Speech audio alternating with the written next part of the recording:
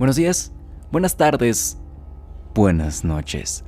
Soy Oscar Morales y te doy la bienvenida a un nuevo capítulo aquí en Espectro Podcast. Retomando después del capítulo anterior de 35 minutos, una cosa así, el formato que hemos venido haciendo, que te ha estado acompañando hasta el día de hoy. Hoy volvemos con 3 historias espeluznantes. Estamos acercándonos peligrosamente a las fechas de Día de Muertos y Halloween. A las fechas en donde todo el mundo ve películas de terror y en donde, sin duda, lo espectral inunda las calles de la ciudad. Es así que te invito a escuchar el capítulo de esta semana, en donde vamos a estar contando historias tan terroríficas que de verdad desearía que nunca te pasaran a ti que me estás escuchando. Te recuerdo que si tienes alguna historia la puedes hacer llegar a través de los comentarios en YouTube o si bien a través de mi correo electrónico espectropodcast@gmail.com. Espectro con K. Ahora sí, sin más dilación, vamos con la primera historia que tengo preparada para ti el día de hoy. Hace 3 años, el 2 de noviembre, cuando ya se había puesto el sol y las últimas luces de las velas titilaban entre las tumbas, mi esposo y yo seguíamos trabajando en el cementerio. Atendíamos a las últimas 2 familias que se rezagaron.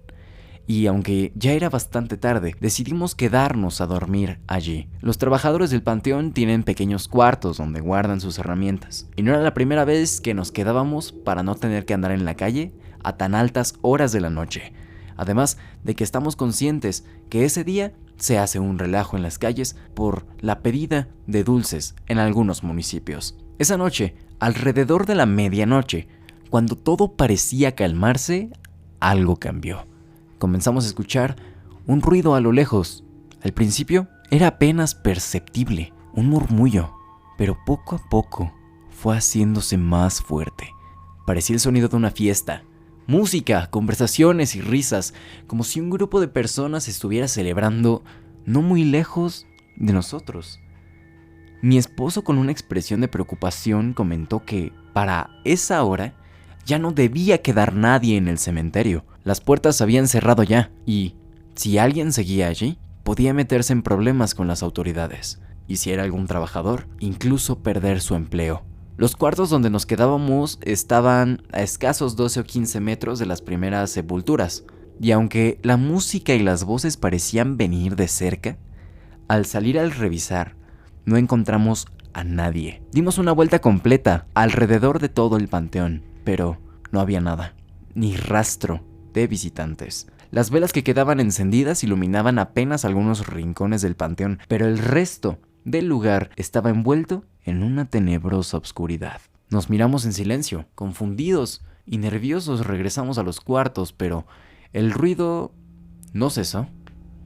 Toda la noche escuchamos esas risas, esa música lejana, como si una celebración continuase en alguna parte invisible del panteón. Fue inquietante. Cada vez que pensábamos que estaba terminando, volvía con más fuerza. En mi interior sabía que algo no estaba bien. El frío que sentía no solo era por la hora o el clima, sino algo más, algo que me decía que ese lugar no era para nosotros a esas horas.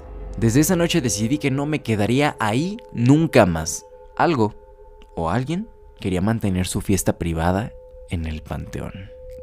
Una historia emotiva, incluso hasta cierto punto, para las fechas a las que nos estamos acercando. Como te decía al inicio, las personas suelen ver películas relacionadas con el mundo creepy o películas de terror durante estas fechas, a manera de maratón. Para nada lo critico, pero hay una película muy famosa que esconde un secreto muy tenebroso. Te estoy hablando de la película de Coraline.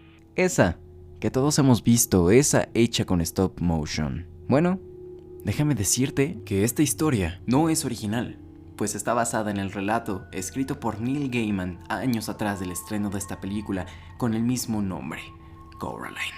Este relato nos narra la historia que nosotros conocemos en la película, con algunos ligeros cambios. Pero lo verdaderamente perturbador es la historia que hay detrás del propio relato. Déjame contártela. Neil Gaiman es un reconocido autor de origen inglés.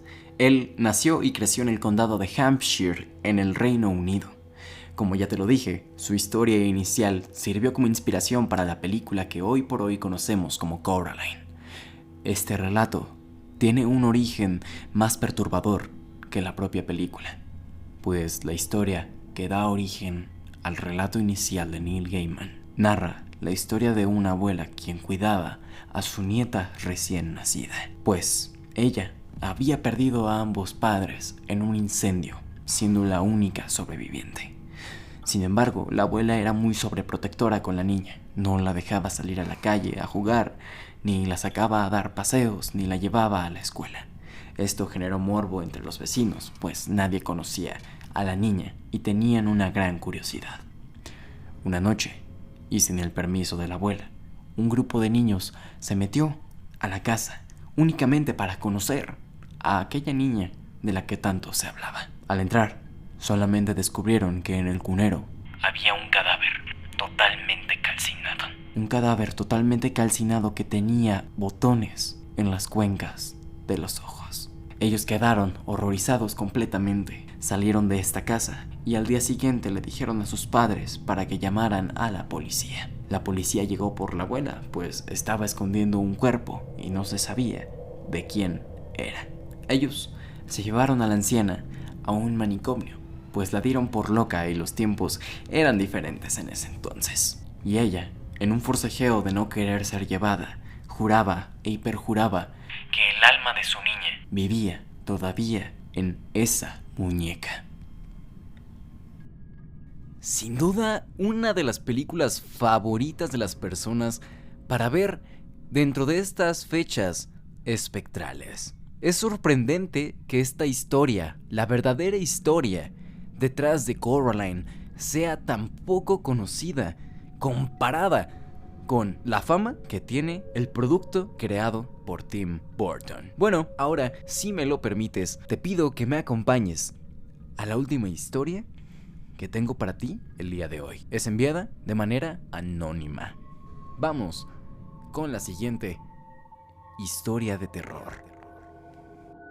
Hace unos años tuve una experiencia que aún me cuesta explicar. Sucedió una noche cuando regresaba de visitar a unos amigos en las afueras de la Ciudad de México. Era bastante tarde, alrededor de la 1 de la madrugada, y decidí tomar un atajo a través de una carretera poco transitada para llegar más rápido a casa.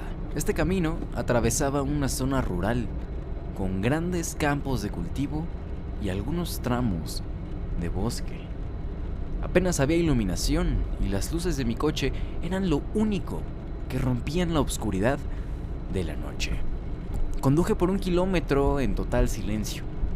Lo único que podía escuchar era el motor del coche y de vez en cuando el crujidito de las ramas en el viento. Todo parecía normal, hasta que de repente vi algo en la carretera. A lo lejos, en medio del asfalto, había una figura humana. Al principio pensé que era alguien pidiendo aventón, o tal vez alguien a quien se le había descompuesto el coche. Pero al acercarme, me di cuenta de que no se movía. La figura estaba completamente quieta, de pie, mirando hacia el bosque, al lado de la carretera. Reduje poco a poco la velocidad y cuando estuve a unos metros de esta persona, encendí de nueva cuenta las luces altas del coche para ver mejor. Era una mujer. Llevaba un vestido largo, de un color deslavado, como si hubiera estado afuera mucho tiempo.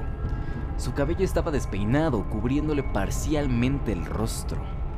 Lo más extraño fue que no reaccionó ante las luces, ni se movió cuando el coche se detuvo frente a ella.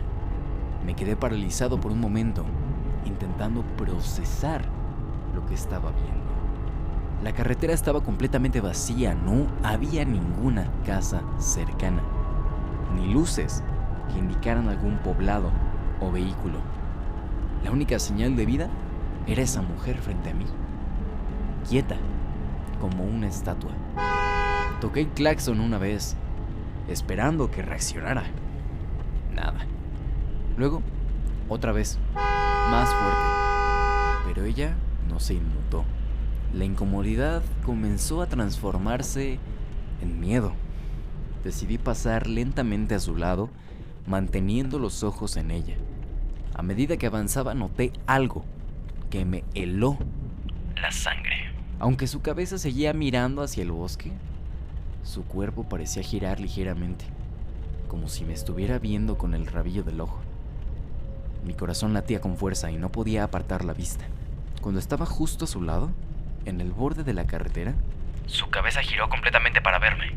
No había ojos, solo 2 cavidades oscuras y profundas en su rostro.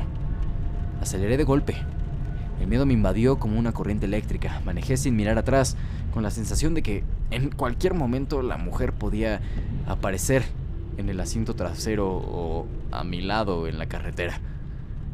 No volví a reducir la velocidad hasta que llegué a un área más iluminada cerca de la ciudad. Mis manos temblaban al volante y no pude sacarme de la cabeza esa imagen por semanas.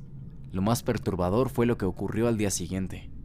Al revisar el coche por la mañana, encontré marcas de manos en el lado derecho, como si alguien hubiera intentado agarrarse. Pero lo más extraño es que estas marcas no estaban hechas con polvo o suciedad, sino que parecían estar hechas de ceniza. Desde entonces nunca he vuelto a tomar ese atajo. Cada vez que lo recuerdo me pregunto quién o qué era esa mujer en la carretera. ¿Y qué habría pasado si me hubiera detenido por completo? Gracias por escuchar. Esta historia no voy a negar que me puso la piel chinita. Sobre todo por estas historias de carretera que ya te he compartido con anterioridad, en donde por accidentes o por leyendas urbanas terminan encontrando estas apariciones misteriosas y espeluznantes a la mitad de la nada. Espero que te hayan gustado las historias que tuve para ti esta semana. Estamos en fechas de terror. Atenta por favor a los próximos capítulos de Espectro Podcast. Yo te veo aquí dentro de 7 días. Yo fui Oscar Morales. Te recuerdo mandar tu historia a mi correo electrónico espectropodcast@gmail.com. Espectro con K. Espero que tengas un buen día, una buena tarde.